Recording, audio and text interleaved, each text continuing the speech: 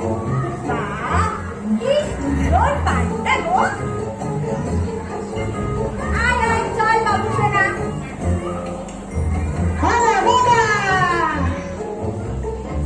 এত বড় পার্ক, একটা খেলনার দোকান নেই না? সবুর কর বাবু সোনা, আমি খেলনা কিনে আনি তোর জন্য। আহা, কি মজা রে বোদা। পড়াশোনা নাই, পরীক্ষা শেষ, ঘরে বকাবকিও নাই, দারুণ মজা। যা বলেছিস রে হাজা, পড়ে পড়ে কদিন খুব ব্যথা হয়ে গেছিল। এখন দুজনে মিলে খুব মজা করবি। চল খেলার মাঠে যাই, শুনেছি আজকে দারুণ ম্যাচ হবে। কিন্তু ঢুকতে কি করে? পকেট তো করে না।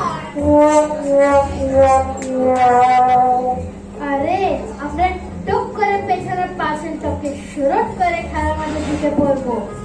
ওরে বাবা না না, তারপর পুলিশের লাঠি নিয়ে তারা করুক। আর গেল পরে কথা মনে নেই। আরে তুই একটা ভুতুর দিক যাকে খেলা ব্যবস্থা করো না, তো সৎগতি করি।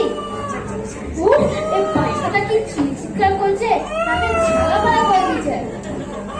আরে এমন করিস না, চল আমরা আমাদের চকলেটটা ওই বাচ্চাটাকে দিয়ে তাহলে চুপ করবো। বয়সটা কি তাড়াতাড়ি।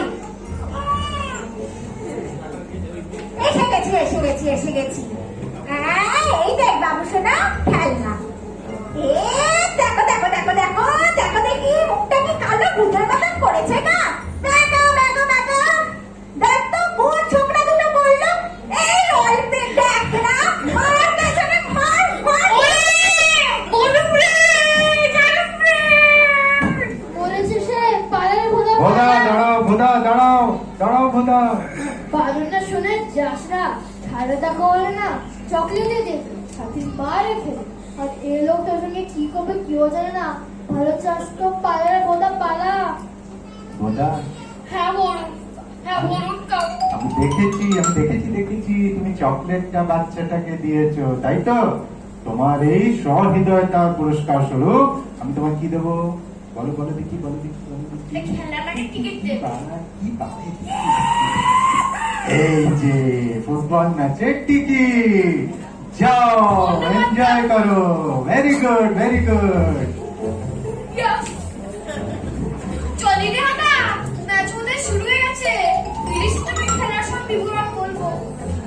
দেখেছি